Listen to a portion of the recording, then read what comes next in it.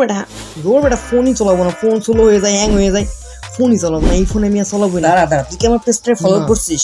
করিস না বলে তো তোর এই অবস্থা হয়েছে। ঠিক আছে, আমার পেজটা ফলো করে রাখ।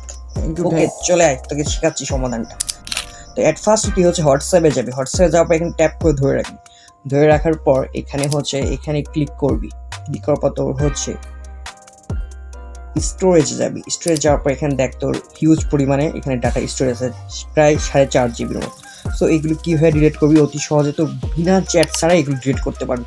সো চলে যাবি হোয়াটসঅ্যাপে, হোয়াটসঅ্যাপ অ্যাপ্লিকেশনে চলে যাওয়ার পর এখানে 3 ডট এখানে ক্লিক করে সেটিংয়ে যাবি, সেটিংয়ে যাওয়ার পর তুই হচ্ছে স্টোরেজ অ্যান্ড ডাটাতে যাবি, ম্যানেজমেন্ট স্টোরেজ এখানে যাবি, ম্যানেজমেন্ট স্টোরেজে যাওয়ার পর এখানে হচ্ছে তোর দেখ বিভিন্ন ধরনের চ্যাট আছে, যে চ্যাটের সাথে তুই যত ফাইল শেয়ার করছিস এইগুলো ডিলিট করবি, এইগুলো ডিলিট করবি, যে চ্যাটের সাথে যত ফাইল আছে এগুলো তুই ডিলিট করবি।